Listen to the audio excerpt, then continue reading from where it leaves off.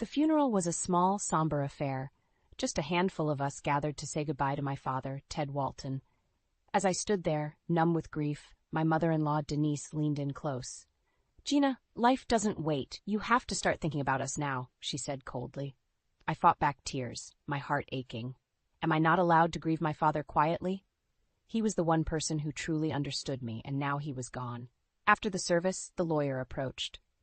"Mrs. Davis, your father left you his house in Brooklyn Heights. It's a quaint but valuable property." My husband Mike's eyes lit up. "Wow, that's incredible. We could renovate it, make it perfect for my parents and us to live together." I felt a knot forming in my stomach. "But I need time. This is all so sudden." Mike squeezed my arm. "Of course, dear. We'll discuss it later."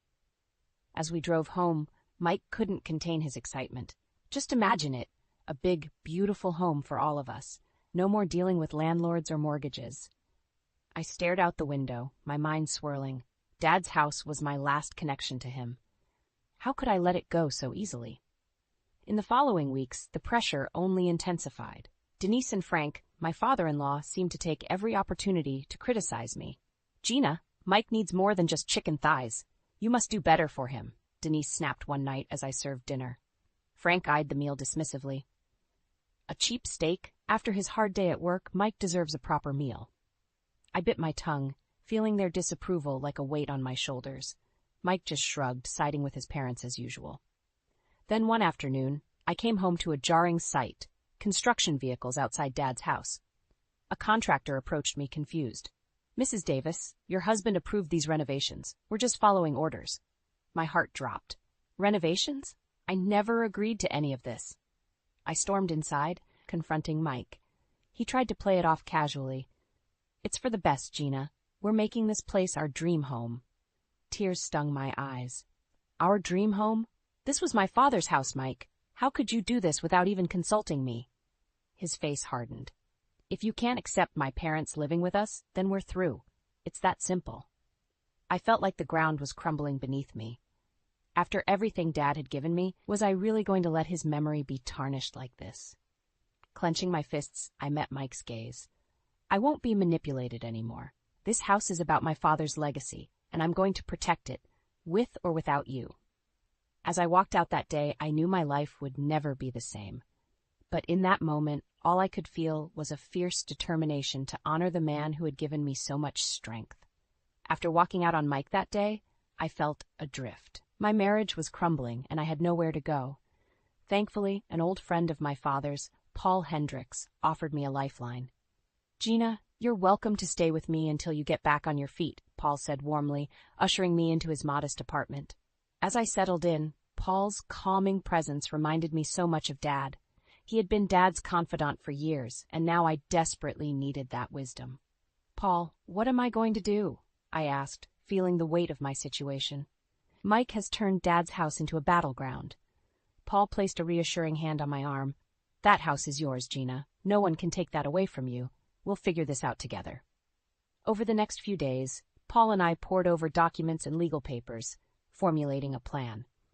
My determination grew as the path ahead became clearer. "Your father wanted that house to be a sanctuary, a place of peace," Paul reminded me. "We'll make sure it serves that purpose in his memory." Finally, I was ready to confront Mike and his parents. Paul had secured a meeting at the house, saying it was time for an open discussion about its future. The tension was palpable as Denise, Frank, and Mike arrived. Mike shot me a resentful glare, but I stood my ground, Paul by my side. "You had no right to make those decisions about my inheritance," I stated firmly. "This house is part of my father's legacy, and I have a plan to honor that." Denise's face contorted in rage. "You ungrateful, selfish girl, after everything we've done for you?" I took a deep breath, steadying myself. "What you've done is try to take control, with no regard for Dad's wishes. Well, it ends now." To my surprise, Mike spoke up, his voice dripping with disdain. "So you're just going to throw us out, your own family?" "If that's what it takes to protect what's rightfully mine, then yes," I replied, meeting his gaze steadily. "This is the last time I'll be bullied or manipulated by any of you." Paul stepped forward. "I'm afraid you've left us no choice. We have the legal documentation to take over the property immediately. I suggest you make arrangements to leave." Denise opened her mouth to protest, but Frank silenced her with a defeated shake of his head. As they turned to leave, I felt a profound sense of relief wash over me. It was over. I had won. In the weeks that followed, Paul and I worked tirelessly to bring my vision for the house to life. We renovated and refurbished, creating a warm, welcoming space that embodied Dad's generous spirit. "He would be so proud of you, Gina," Paul said as we stood in the newly revived garden. "You've turned this place into something truly special." I smiled, feeling the warm breeze on my face. I just hope I've honored his memory and shown the strength he instilled in me. As the grand opening day arrived for the new community center, I knew Dad was there in spirit, surrounding me with the serenity he had always provided. It was the first day of my new life, a life of freedom and peace, just as he would have wanted. In the weeks following my confrontation with Mike and his parents, daily life became increasingly tense. Denise and Frank seemed determined to make me miserable, criticizing my every move. "Gina, Mike needs more than just chicken thighs for dinner," Denise snapped one evening as I served our modest meal. "You must do better for him." I bit my tongue, refusing to engage. But Frank piled on with a dismissive glance at the food. "A cheap steak? After his hard day at work, Mike deserves a proper meal." Mike remained silent as usual, siding with his parents through his passivity. I felt utterly alone, isolated in my own home. The constant barrage of demands and insults wore me down. No matter how hard I tried, it was never enough for Denise and Frank. They seemed hell-bent on dominating every aspect of our lives. One evening, as I cleared the dinner plates, Denise fixed me with a cold stare. "You know, Gina, we're not getting any younger. We'll need to start discussing living arrangements soon." My heart sank. I knew exactly what she was implying, moving into my father's house in Brooklyn Heights. I need more time," I stammered, feeling trapped. "That house means so much to me. It was Dad's." Frank scoffed. "Ted's gone now. It's time to start thinking practically about our future as a family." Mike finally spoke up, his voice laced with irritation. "They're right, Gina. We can't keep putting this off. My parents need a permanent place to live, and that house is the perfect solution." I wanted to scream. How could he be so callous about my father's memory? But I knew any protest would be met with more criticism, more demands. In the following days, the tension only escalated. Denise and Frank seemed to take every opportunity to remind me of my supposed failings as a wife and daughter-in-law. "Did you even dust today, Gina?" Denise would sneer, running a finger along a surface. "This place is a pigsty." Frank would chime in with his own jabs. "No wonder Mike comes home so stressed. This environment is unbearable." Through it all, Mike remained infuriatingly passive, letting his parents dictate the narrative of our lives. I felt like I was slowly suffocating, drowning in their constant belittlement. Finally, one fateful afternoon, I returned home to a shocking sight: construction vehicles outside my father's house. A contractor approached me, confused. "Mrs. Davis, your husband approved these renovations. We're just following orders." My heart dropped to my stomach. "Renovations? I never agreed to any of this." I stormed inside, confronting Mike. He tried to play it off casually, but I could see the smug satisfaction in his eyes. "It's for the best, Gina. We're making this place our dream home, just like we discussed." Tears stung my eyes as I realized the profound breach of trust. "Our dream home? This was my father's house, Mike. How could you do this without even consulting me?" His face hardened, and I saw a glimpse of the true man he had become: selfish, entitled, devoid of empathy. "If you can't accept my parents living with us, then we're through," he stated coldly. "It's that simple." In that moment, everything became crystal clear. My marriage was a sham, my autonomy stripped away piece by piece. But I wouldn't be a victim anymore. Clenching my fists, I met Mike's gaze with a newfound strength. "I won't be manipulated anymore. This house is about my father's legacy, and I'm going to protect it, with or without you." As I walked out that day, I knew there was no turning back. But for the first time in years, I felt free, ready to reclaim the life my father had wanted for me. After I stormed out of my father's home in a fit of anger, I found myself wandering aimlessly through the city streets. The crisp night air provided little solace as I grappled with the profound betrayal I had endured. Mike's callous disregard for my feelings had cut me deeply. Eventually, I made my way to Paul's apartment. the one place I felt I could find refuge. As I stepped inside, a wave of calm washed over me, a momentary escape from the turmoil raging within. I sank into the familiar comfort of his worn armchair, allowing the anger and hurt to slowly subside. In that moment of quiet, I found myself haunted by the sickening realization that my husband had so brazenly violated my trust. How could he have authorized such drastic changes to Dad's cherished home without my consent? The sting of that betrayal burned fiercely, fueling my indignation. As the hours ticked by, I pictured Mike's smug satisfaction as he oversaw the destruction of that sacred space, the desecration of Dad's memory. My fury mounted as I imagined his callous disregard for my feelings, his selfish disrespect for all that Dad had left me.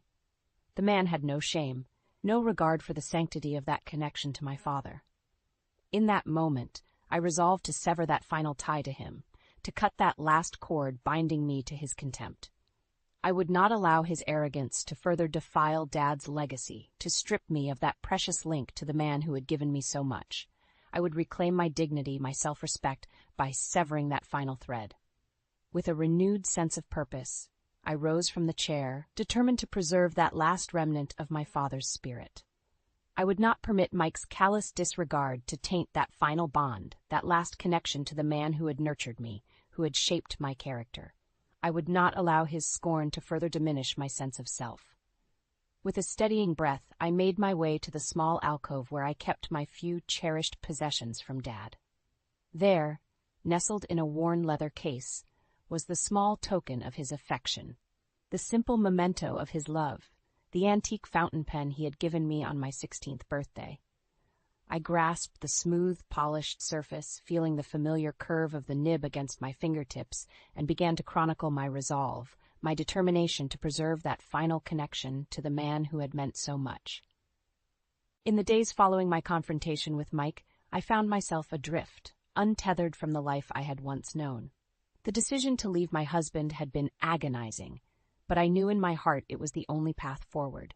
I could no longer subject myself to his manipulation, his blatant disregard for my autonomy. As I settled into the modest apartment Paul had offered me, I felt a strange sense of calm amidst the turmoil. This space, though unfamiliar, represented a clean slate, a chance to rebuild my life on my own terms, free from the toxic influence of Mike and his overbearing parents. Yet, even as I sought to move forward, the sting of Mike's betrayal lingered. The image of my father's house, that sacred space now defiled by his selfish renovations, haunted me. How could he have so callously disregarded my wishes, my connection to Dad's memory? In those quiet moments alone, I found myself wrestling with a burning sense of injustice. Mike had not only violated my trust, but had trampled upon the very essence of what Dad had left me, a sanctuary, a place of serenity and refuge. His actions had desecrated that final link to the man who had shaped me, who had instilled in me the values of integrity and respect. As the days turned to weeks, that simmering indignation began to crystallize into a fierce determination. I would not allow Mike's selfish ambitions to rob me of my father's legacy. That house, that cherished space, belonged to me, and I would reclaim it no matter the cost. It was during one of my frequent visits with Paul that the pieces began to fall into place. As we pored over the legal documents surrounding the inheritance, he placed a reassuring hand on my arm. "Gina, this house is yours, and yours alone. No one, not even Mike, can take that away from you." His words resonated deeply, reigniting the spark of defiance that had been smoldering within me. I met his gaze, my jaw set with newfound resolve. "You're right, Paul. It's time to protect what my father entrusted to me, to honor his memory in the way he would have wanted." From that moment on, a plan began to take shape. With Paul's guidance and unwavering support, I would navigate the legal intricacies, building an ironclad case to wrest control of the house from Mike's grasp. The road ahead would be fraught with challenges, confrontations that would test the very limits of my resilience. But I was ready, fortified by the knowledge that I was fighting for something greater than myself, a sacred bond with the man who had given me life, the man whose values had shaped the core of my being. As I looked ahead to the impending battle, a sense of clarity washed over me. This was about more than just a house. It was about reclaiming my dignity, my self-worth. I would emerge from this crucible stronger, tempered by the fire of my convictions. And when the dust finally settled, I vowed that house would stand as a testament to my father's legacy, a beacon of resilience and unwavering love, shining through the darkness that had once threatened to consume me. In the weeks following my decision to leave Mike, I found solace in the company of an unexpected ally, Paul Hendricks, one of my father's oldest friends. As I settled into the modest apartment he had offered me, Paul's calming presence reminded me so much of Dad. "You know, Gina, your father spoke of you often," Paul said one evening as we sipped tea in his cozy living room. "He was immensely proud of the woman you've become." I felt a lump form in my throat at the mention of Dad. "I just wish he could see me now, Paul. I feel so lost without his guidance." Paul reached across the table, placing a reassuring hand on mine. "Ted may be gone, but his spirit lives on in you. And that house he left you? It's a part of his legacy, his final gift." My thoughts turned to the Brooklyn Heights home, now tainted by Mike's selfish renovations. A pang of sadness washed over me, quickly replaced by a simmering anger. "That's just it, Paul. Mike has desecrated everything Dad stood for with that place. He's turned it into a battlefield, all for his own gain." Paul's eyes narrowed, a determined glint flickering behind his glasses. "Then we'll take it back, Gina. That house belongs to you, and no one can take that away." In the days that followed, Paul and I pored over legal documents, meticulously building a case to reclaim my inheritance. With each strategy session, I felt a renewed sense of purpose, a fire igniting within me. "Your father trusted you with that home for a reason," Paul reminded me. "It's time to protect what he entrusted to you, to honor his memory in the way he would have wanted." Those words resonated deep within me, echoing the same resilience and strength that Dad had instilled from an early age. I was my father's daughter, imbued with his unwavering spirit. As our plan took shape, I found myself channeling that inner fortitude, drawing strength from the memories of Dad's unwavering love and support. This was about more than just a house. It was a battle to preserve his legacy, to ensure that the values he had imparted would endure. Finally, the day arrived for our first legal maneuver, a formal letter demanding that Mike and his parents vacate the premises immediately. I could feel the adrenaline coursing through my veins as Paul and I made our way to the house, each step fueled by a sense of righteous determination. When Mike answered the door, his expression quickly shifted from confusion to outright contempt. "Gina? What is this nonsense?" I steeled myself, meeting his gaze with an unwavering resolve. "This nonsense is me taking back what's rightfully mine. You had no right to make those decisions about my inheritance, Mike. This house is a part of my father's legacy, and I won't let you defile it any longer." As the words left my lips, I felt a weight lift from my shoulders. The shackles of Mike's manipulation, of his parents' toxic influence, began to loosen their grip. Mike's face contorted in anger, but before he could respond, Paul stepped forward, brandishing the legal documents like a sword. "I suggest you heed this notice, Michael. We have taken all necessary steps to ensure Gina's rightful claim to this property. Any further resistance will only compound the consequences you face." In that moment, I knew there was no turning back. The battle lines had been drawn, and I was prepared to fight with every ounce of my being. This was about more than just a house. It was about reclaiming my autonomy, my self-worth. And with Paul's steadfast support, I was ready to face whatever challenges lay ahead, emboldened by the knowledge that I was honoring my father's most sacred gift. With Paul's steadfast support and guidance, the wheels were set in motion to reclaim what was rightfully mine, my father's cherished home in Brooklyn Heights. Yet, even as our legal strategy took shape, I knew the true battle would be far more personal, a confrontation I had been both dreading and anticipating. It was Paul who suggested we arrange a family dinner at the house, a final opportunity to resolve the matter civilly before escalating our efforts. Though apprehensive, I agreed, recognizing that this might be my last chance to appeal to whatever shred of decency still resided within Mike and his parents. The tension was palpable the moment they arrived, their expressions a mix of confusion and thinly veiled contempt. Denise, ever the antagonist, wasted no time in voicing her displeasure. "Just what is the meaning of this, Gina?" she sneered, her eyes narrowing. "We don't have time for your games." I took a deep breath, steadying myself as Paul gave my hand a reassuring squeeze. "This is no game, Denise," I stated firmly. "You all had no right to make those decisions about my inheritance. This house is a part of my father's legacy, and I have a plan to honor that in a way he would have wanted." Mike scoffed, his disdain evident. "Your plan? Don't be ridiculous, Gina. This is our future we're talking about." "No, Mike," I countered, my voice unwavering. "This is about preserving what my father entrusted to me, what he wanted to leave behind for generations to come." Denise's face contorted in rage, and for a moment I thought she might explode. "You ungrateful, selfish girl, after everything we've done for you?" I felt Paul tense beside me, but I remained resolute, drawing strength from the memory of my father's unwavering spirit.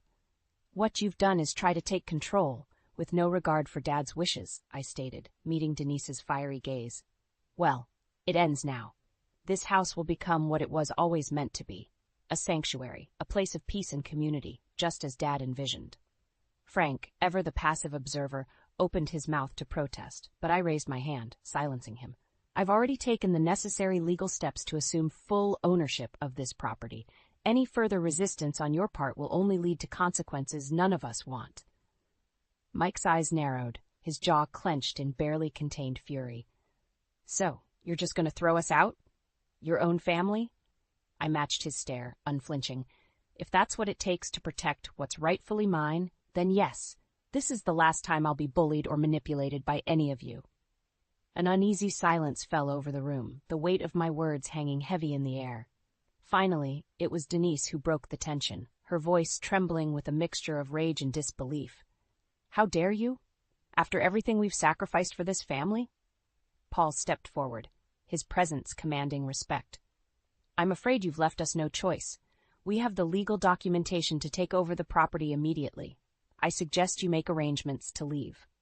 For a moment, it seemed as though Denise might unleash the full force of her fury, but Frank placed a hand on her arm, silencing her with a weary shake of his head. As they turned to leave, Mike lingered, his gaze filled with a potent mix of resentment and defeat. "You'll regret this, Gina," he spat venomously. "Mark my words." But as I watched them depart, I felt no regret, only a profound sense of relief and vindication. The shackles of their manipulation had finally been severed, and I was free to chart my own course, to honor the legacy my father had bestowed upon me. In the days and weeks that followed, Paul and I worked tirelessly to bring my vision for the house to life. We renovated and refurbished, creating a warm, welcoming space that embodied Dad's generous spirit and love for community. And as the grand opening day arrived, I knew Dad was there in spirit, surrounding me with the same serenity he had always provided. This was more than just a house. It was a living, breathing testament to his values, a sanctuary where his memory would endure for generations to come. The day of the grand opening arrived with a sense of nervous anticipation. As I stood in the newly renovated garden, taking in the vibrant blooms and meticulously landscaped paths, I couldn't help but feel a swell of pride and accomplishment.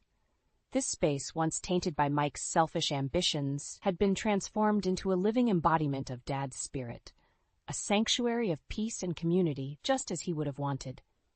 The countless hours of hard work, the battles fought and won, had all led to this moment. "You've outdone yourself, Gina." Paul's warm voice broke through my reverie.